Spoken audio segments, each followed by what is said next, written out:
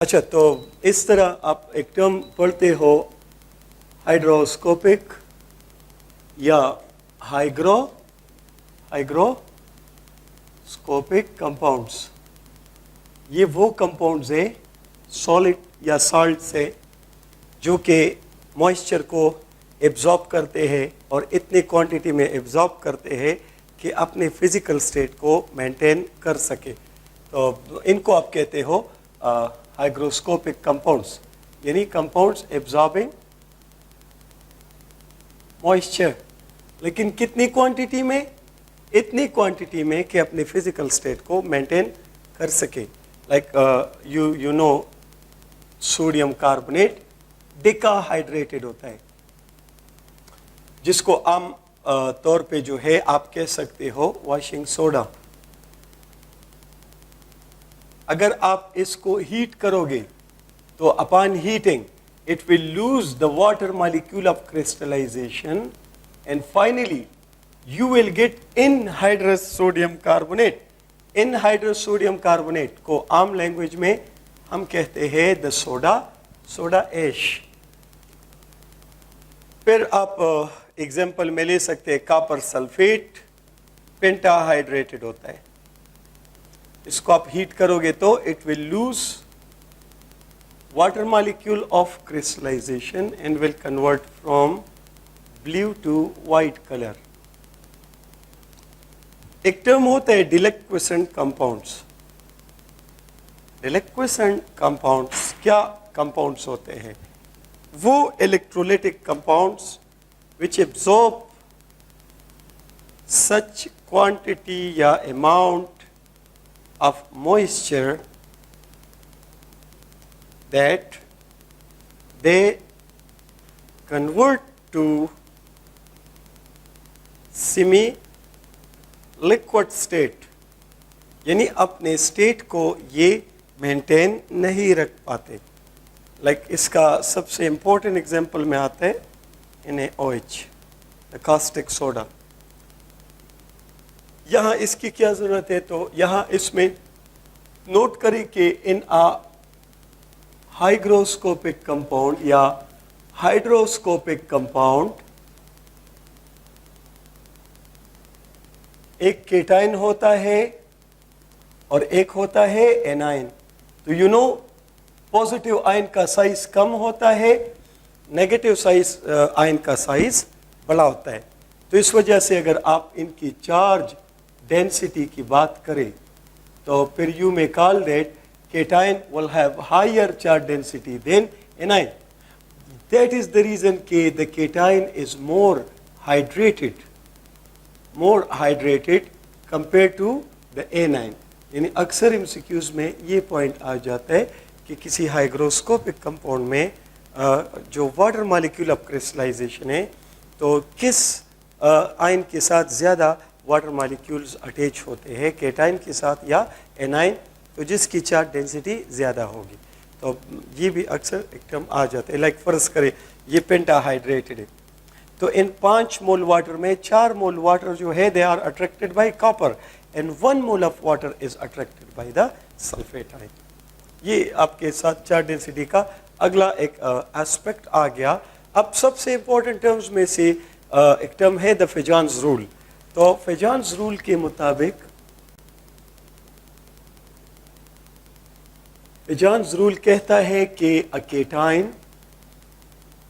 cation when gets close to anion gets या makes distortion यानी disturbance। distortion chemical language में आप इसको पोलराइजेशन कहते हैं। distortion or polarization in anion which causes a decrease in ionic character and create covalent character। दोबारा सुने, जब भी कोई केटाइन किसी एनाइन के करीब आएगा तो this cation will love to get the negative charge the electron from the anion. तो जब ये इलेक्ट्रॉन को खींचने की कोशिश करेगा, this phenomena is called distortion of the anion made by the cation. So ये पोलराइजिंग है, ये पोलराइजेबल है, ठीक है, या ये डिस्टॉर्टिंग है, ये डिस्टॉर्टेबल है. तो हर केटाइन जब एनाइन के करीब आएगा तो ये केटाइन उस एनाइन में नेगेटिव चार्ज को डिस्टर्ब करेगा. इस फिनोमेना को पोलराइजेशन या डिस्टॉर्शन कहते हैं. और इस पोलराइजेशन से यहाँ इनमें जो बॉन्ड बनेगा उस बॉन्ड का आयोनिक करैक्टर कम हो जाता है और बदले में कोवेलेंट करैक्टर पैदा हो जाता है. आप कह सकते हैं कि आयोनिक बॉन्ड में कभी भी 100% आयोनिक करैक्टर पॉसिबल नहीं होता. ये स्टेटमेंट बिलोंग करता है फेजान्स रूल के साथ, यानी कि an ionic bond never has 100% ionic character, क्योंकि हर आयोनिक बॉन्ड में डिस्टॉर्शन का फैक्टर कंपलसरी है और डिस्टॉर्शन जो है वो आयोनिक करैक्टर को कम करता है. तो for that reason 100% ionic character is never possible. और नेक्स्ट आप इसमें बात कर सकते हैं कि इसका जो डिस्टॉर्टिंग पावर है या पोलराइजिंग पावर है वो इसकी चार्ज डेंसिटी पे डिपेंड करता है और इसकी जो पोलराइजेबिलिटी है एनाइन की वो एनाइन की चार्ज डेंसिटी पे डिपेंडेंट है. तो इस पॉइंट ऑफ व्यू से आप नोट कर सकते हो कि पोलराइजिंग पावर या डिस्टॉर्टिंग पावर, पोलराइजिंग या distorting power of a cation, it is directly proportional to charge density of cation. जिस केटाइन के चार्ज डेंसिटी ज़्यादा होगी उस केटाइन का पोलराइजिंग पावर ज़्यादा होगा और अगर पोलराइजिंग पावर ज़्यादा होगा तो श्योरली आयोनिक करैक्टर कम होगा. तो आप कह सकते हो कि ionic character of an ionic bond, ठीक है, of an ionic bond, it is inversely proportional to charge density of cation. Cation की चार्ज डेंसिटी अगर ज़्यादा है तो उसके आयोनिक बॉन्ड में आयोनिक करैक्टर कम होगा और कोवेलेंट करैक्टर ज़्यादा होगा. ऑन द अदर हैंड इसका एग्जांपल आप ले सकते हैं, लाइक अगर फर्ज करें if I talk about lithium chloride, sodium chloride, potassium chloride, तो क्लोराइड तो तीनों के लिए सेम है. फ़र्क है केटाइन में, लिथियम की चार्ज डेंसिटी ज़्यादा है सोडियम से, सोडियम की चार्ज डेंसिटी ज़्यादा है पोटाशियम से. तो फॉर दैट रीज़न अगर आप बात करें किसकी, आयोनिक कैरेक्टर की, कोवेलेंट कैरेक्टर पर इसका उल्टा होगा. तो लिथियम क्लोराइड का आयोनिक कैरेक्टर कम होगा सोडियम क्लोराइड से और सोडियम क्लोराइड का आयोनिक कैरेक्टर कम होगा पोटाशियम क्लोराइड से, क्योंकि लिथियम की चार्ज डेंसिटी ज़्यादा है और केटाइन की चार्ज डेंसिटी का आयोनिक करैक्टर के साथ इनवर्स रिलेशनशिप है, क्योंकि cation with higher charge density will make more polarisation और more polarisation will decrease ionic character to larger extent. अगर आप एनाइन की तरफ आ जाएं तो एनाइन में polarisability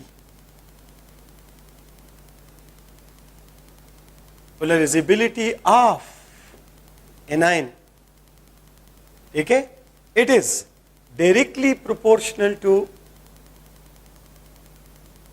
inversely proportional to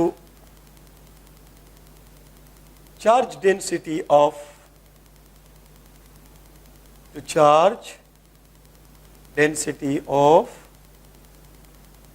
A9. Anion की चार्ज डेंसिटी और पोलराइजेबिलिटी का इनवर्स रिलेशनशिप है, यानी anion having higher charge density उसको पोलराइज करना मुश्किल होगा, تو اگر پولرائز کرنا مشکل ہوگا تو پھر اس کی کمپاؤنڈ میں آیونک کریکٹر زیادہ ہوگا. تو یہاں پر آپ کہہ سکتے ہیں کہ ionic character of an ionic compound یا آیونک بانڈ، تو اس کا کیٹائن کی چارج ڈینسٹی کے ساتھ انورس ریلیشن شپ ہے، جبکہ اینائن کی چارج ڈینسٹی کے ساتھ کیا ہے؟ ڈائریکٹ ریلیشن شپ ہے. چارج ڈینسٹی آف اینائن اس کے ساتھ کیا ہے؟ Direct relation ship. Is it clear? اگر ایگزامپل کے طور پہ آپ سے پوچھ لیا جائے کہ آپ بتاؤ آیونک کریکٹر کس میں زیادہ ہے یا کوولنٹ کریکٹر، تو میں آیونک کریکٹر پھر کوولنٹ اس کا الٹا ہوگا. اگر میں ایگزامپل کے طور پہ آپ کے سامنے لکھوں like let me write in a LiF LiCl LiBr Li lithium fluoride, lithium chloride, lithium bromide, lithium iodide. تو اب لیتھیم کیٹائن سب میں کامن ہے، فرق ہے اینائن کا. تو چونکہ فلورائڈ آئن کی چارج ڈینسٹی کیا ہے؟ زیادہ ہے کلورائڈ سے، کلورائڈ کی زیادہ ہے برومائڈ سے، اور برومائڈ کی زیادہ ہے iodide. So fluoride is least polarized and iodide is most polarized. تو جب جو anion most polarized ہوگا اس میں ionic character least ہوگا، اور جو least polarized anion ہے اس میں ionic character maximum ہوگا. تو LiF has maximum ionic character in all these، اور یہ سیکوینس ہے ان کے ionic character کا. تو اکثر یہ MCQ آتا ہے کہ آپ کو 3-4 کمپاؤنڈ دیے جاتے ہیں کہ ان کا آیونک کریکٹر کس میں میکسیمم ہے، کس میں منیمم ہے، یا کوولنٹ کریکٹر کس میں میکسیمم ہے، کس میں منیمم ہے. تو آپ مائنڈ میں رکھیں کہ فیجانز رول کے تحت جب بھی کوئی کیٹائن اینائن کے قریب آتا ہے، کیٹائن اینائن میں ڈسٹورشن کرتا ہے، پولرائزیشن کرتا ہے، اینائن کے نیگیٹو چارج کو ڈسٹرب کرتا ہے. This phenomena is called polarization اور ڈسٹورشن. اور اس فینامنا کی وجہ سے جو آیونک بانڈ بنتا ہے یا جو کوولنٹ بانڈ بنتا ہے تو اس میں آیونک کریکٹر اتنا نہیں رہتا جتنا ہونا چاہیے. تو اس لیے 100% ionic character of an ionic bond it is never possible. اور کوولنٹ بانڈ میں 100% کوولنٹ کریکٹر پاسبل ہے اگر یہ نان پولر ہو. پولر کوولنٹ بانڈ میں تو ڈیفینیٹلی آپ کو پتہ ہے کہ آیونک کریکٹر ہوتا ہے، لیکن non polar covalent bond is a 100% covalent character. Ionic bond میں کبھی بھی 100% آیونک کریکٹر کبھی بھی پاسبل نہیں ہوگا. تو یہ کچھ آئیڈیاز ہے فیجانز رول کا، بیسک آئیڈیا کچھ آپ نے اس طرح آیونک اور کوولنٹ کریکٹر کے تحت آپ نے پک کرنا ہے. تو اس میں اگر آپ فردر بات کریں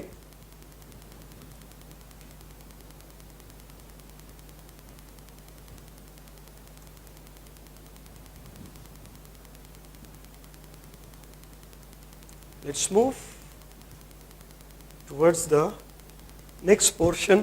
اب اگر اس کے امپیکٹس میں آپ آ جائیں اور آپ سے پوچھ لیا جائے کہ آپ ذرا یہ بتائیں کہ ایک لیتھیم آئن ہے اور ایک بیریلیم آئن ہے، تو لیتھیم اور بیریلیم کو کمپیئر کرو تو اس کا سائز بڑا ہے اور اس کا سائز کم، اور اس کا چارج کم، اس کا یعنی اس کا چارج کم اور سائز بڑا، اس کا سائز بڑا اور چارج کم. اور اس ریشو کو آپ کیا کہتے ہو؟ Charge density. تو آپ کہہ سکتے ہو کہ لیتھیم آئن کی چارج ڈینسٹی کم ہے، کافی کم ہے as compare to the بیریلیم ion.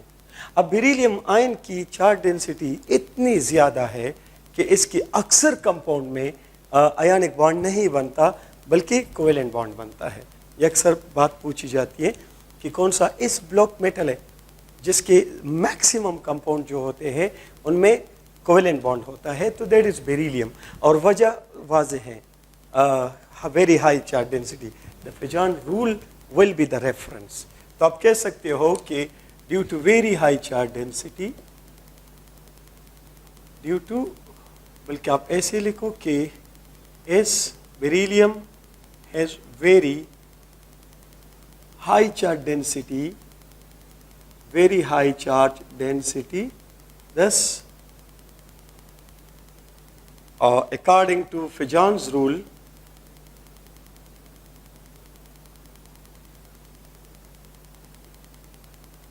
beryllium forms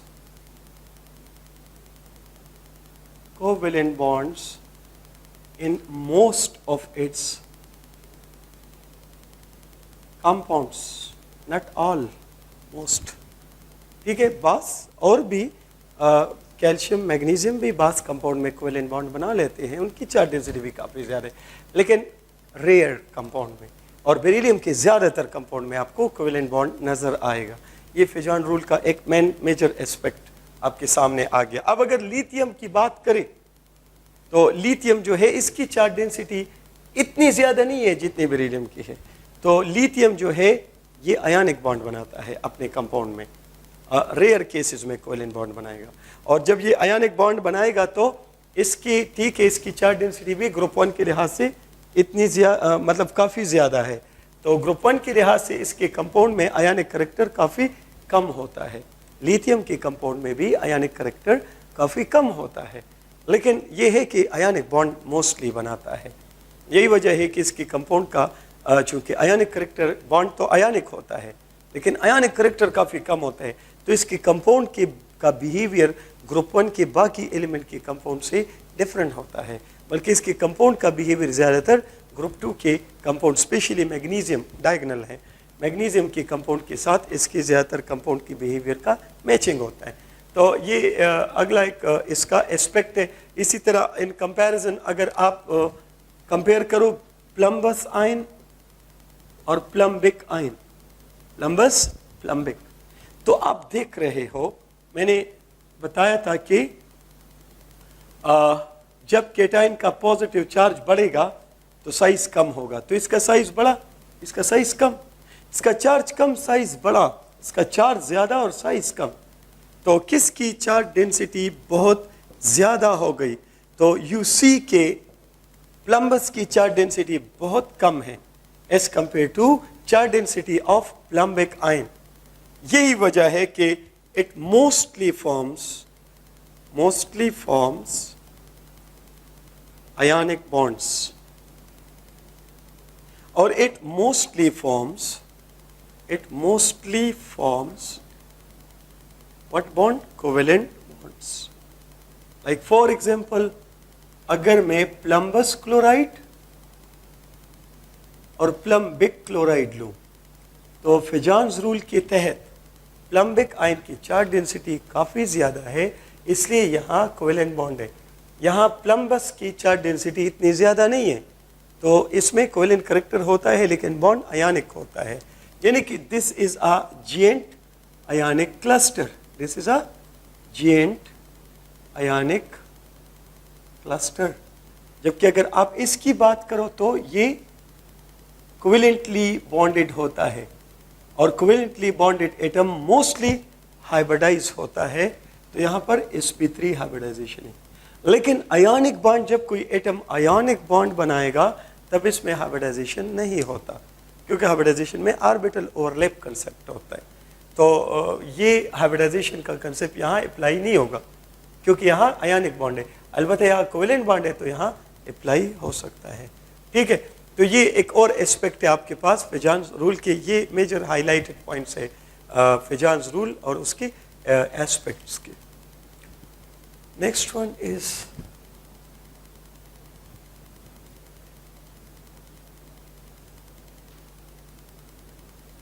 याद रखिए कि अगर आप ग्रुप 1A और ग्रुप 2A के जो कंपाउंड्स हैं, अल्कली मेटल और अल्कलाइन अर्थ मेटल के जो कंपाउंड्स हैं यानी साल्ट्स हैं, इनके दो मज़ीद फर्दर अच्छे एस्पेक्ट आपने सीखने हैं। एक इनकी सोलबिलिटी इन वाटर और एक इनकी जो है स्टेबिलिटी, थर्मल स्टेबिलिटी। आप हीट करोगे तो क्या ये डिकम्पोज होंगे या डिकम्पोज नहीं होंगे, तो उसके लिए आप याद रखें कि for group 1A in group 2A compounds, क्योंकि आपके कोर्स में यही एलिमेंट शामिल है, इन एलिमेंट्स के कंपाउंड जो होते हैं तो आप जनरली इसमें लेते हैं कि थर्मल स्टेबिलिटी, यानी कि अगर आप इनको हीट करोगे, इनको आप हीट प्रोवाइड करोगे तो क्या ये डिकम्पोज होंगे, इनका ऑक्साइड बनेगा या नहीं बनेगा? और अगर बनेगा तो अगर आप ग्रुप 1A ग्रुप 2A का कोई कंपाउंड उठाते हो, उसको हीट करते हो, हीट देने से अगर वो डिकम्पोज हो गया तो हम कहते हैं the compound is thermally unstable. और अगर ग्रुप 1A ग्रुप 2A का कोई कंपाउंड लो, उसको आप बहुत भी हीट प्रोवाइड करो लेकिन वो डिकम्पोज ना हो, तो फिर हम कहते हैं कि the compound is thermally stable. और थर्मल स्टेबिलिटी जो है ये आयोनिक कैरेक्टर के डायरेक्टली प्रोपोर्शनल होती है।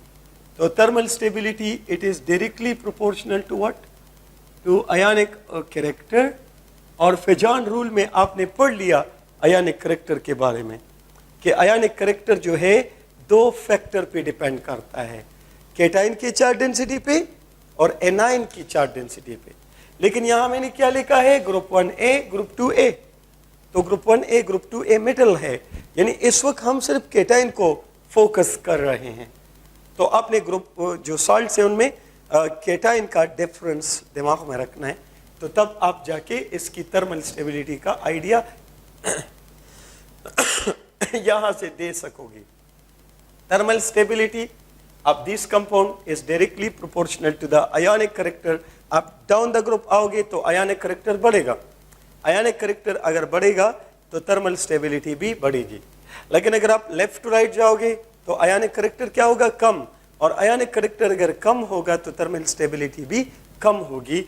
यही वजह है कि group 1A compounds are thermally stable मतलब आप जितना भी इनको हीट प्रोवाइड करो ये डिकम्पोज नहीं करेंगे। तो ग्रुप 1A के कंपाउंड जो है वो थर्मली स्टेबल है, एक्सेप्ट देयर नंबर 1 बाइकार्बोनेट्स।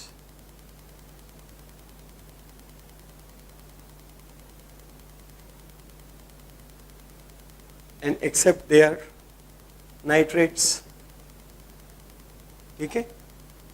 और ग्रुप 1A में भी एक्सेप्ट लिथियम के कंपाउंड का बिहेवियर ग्रुप 2 जैसा है, वो थर्मली अनस्टेबल होते हैं। और ये दोनों जो है ग्रुप 1A के लिथियम के अलावा बाकी अल्कली मेटल ग्रुप 1A के जो बाइकार्बोनेट और नाइट्रेट्स है, ये अगर आप हीट करोगे तो ये डिकम्पोज होंगे, लेकिन कंप्लीट डिकम्पोजिशन नहीं होगा बल्कि पार्शियल डिकम्पोजिशन होगा। ये क्या है पार्शियल डिकम्पोजिशन, क्या चीज़ है? तो पार्शियल डिकम्पोजिशन और कंप्लीट डिकम्पोजिशन का मेन फ़र्क क्या है? वो ये है कि अगर आप किसी साल्ट को, मेटल की किसी साल्ट को हीट करो और वो डिकम्पोज होकर मेटल नॉर्मल ऑक्साइड बनाए, ये परफेक्ट कंप्लीट डिकम्पोजिशन है। लेकिन अगर किसी साल्ट को, मेटल के साल्ट को हीट करो और आपको मेटल ऑक्साइड के बजाय कोई और साल्ट मिल जाए, तो इसको फिर आप कहोगे पार्शियल डिकम्पोजिशन। तो अगर आप ग्रुप 1 में, कहने का मतलब है कि ये दोनों दे डिकम्पोज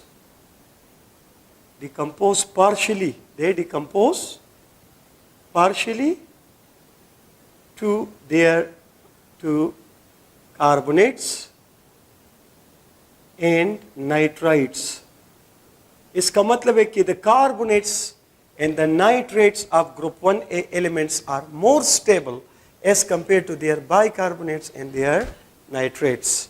तो लेकिन ये लिथियम के अलावा है। और फिर group 2A compounds are thermally unstable and decomposed completely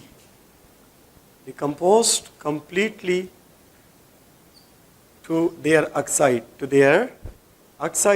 completely उनके ऑक्साइड्स में डिकम्पोज हो जाते हैं। इसमें पार्शियल नहीं होता, कंप्लीट डिकम्पोजिशन होता है। ग्रुप 1A में ग्रुप 1A के कंपाउंड डिकम्पोज नहीं होते लिथियम के अलावा। सिर्फ ये दो कंपाउंड है जो डिकम्पोज होते हैं लेकिन पार्शियली डिकम्पोज होते हैं। तो इसको आप यूँ ले सकते हो कि अगर लिथियम बाइकार्बोनेट हो और सोडियम बाइकार्बोनेट हो, बाकी सारे लिथियम के अलावा बाकी सारे इस तरह बिहेव करेंगे, तो फिर इसको अगर आप हीट प्रोवाइड करो और इसको भी हीट प्रोवाइड करो तो you get lithium oxide, carbon oxide and H2O. What does it mean? Complete decomposition, metal oxide बन गया। लेकिन यहां पर आपको मिलेगा the bicarbonate will be decompose to carbonate. तो व्हाट डज इट मीन?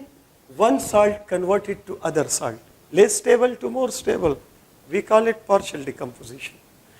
इसी तरह अगर आप let's suppose lithium nitrate लेते हो और in comparison sodium nitrate, तो sodium nitrate और onward सबका ये इस टाइप का behavior होगा, तो it will be decomposed completely, it will be decomposed completely, rather this one will be decomposed partially. The sodium nitrate is decomposed partially to sodium nitrite. और इस तरह पोटाशियम वो सब ऐसे नाइट्रेट से नाइट्राइट में डिकम्पोज होंगे। अलबत्ता down the group ionic character बढ़ता है, तो अगर फर्ज करें मैं पोटाशियम नाइट्रेट उठाऊं तो वो पोटाशियम नाइट्राइट और ऑक्सीजन गैस में कन्वर्ट होगा, लेकिन उसको डिकम्पोज करने के लिए जो हीट आप प्रोवाइड करोगे उसकी क्वांटिटी ज़्यादा होगी, क्योंकि इसमें आयनिक करेक्टर ज़्यादा है और आयनिक करेक्टर ज़्यादा होने से थर्मल स्टेबिलिटी ज़्यादा होती है, तो इसको डिकम्पोज करने के लिए ज़्यादा, जितना आप डाउन द ग्रुप आओगे thermal stability increases, so more and more heat will be required for decomposing that compound. अगर वो डिकम्पोजेबल है तो ग्रुप 1A के कंपाउंड थर्मली स्टेबल है, they do not decompose upon heating except what? The compounds of lithium जो पूरी तरह decompose होते हैं into lithium oxide, just like compounds of group 2A. Group 1A के बाकी एलिमेंट के जो कंपाउंड्स हैं उनमें से बाइकार्बोनेट और नाइट्रेट पार्शियली डिकम्पोजेबल है into their carbonates and nitrites. और जितना आप डाउन द ग्रुप आओगे तो थर्मल स्टेबिलिटी बढ़ने की वजह से फिर आपको ज़्यादा से ज़्यादा हीट देना पड़ेगा इनको डिकम्पोज करने के लिए, नाइट्रेट्स और बाइकार्बोनेट्स को। इसी तरह आप ग्रुप 2A की जितनी भी कंपाउंड्स हैं उनको अगर आप हीट प्रोवाइड करोगे तो वो सारे थर्मली अनस्टेबल है और वो सारे के सारे डिकम्पोज हो जाते हैं into their normal oxide, just like the compounds of lithium. तो लिथियम के कंपाउंड की थर्मल स्टेबिलिटी का बिहेवियर ग्रुप 2A के कंपाउंड जैसा है। फिर इसके बाद आप ये पोर्शन आपका कवर हुआ thermal stability of compounds of group 1A and group 2A। इसके बाद आप नेक्स्ट पॉइंट डिस्कस करोगे about solubility of compounds of group 1A and group 2A in water. ठीक है?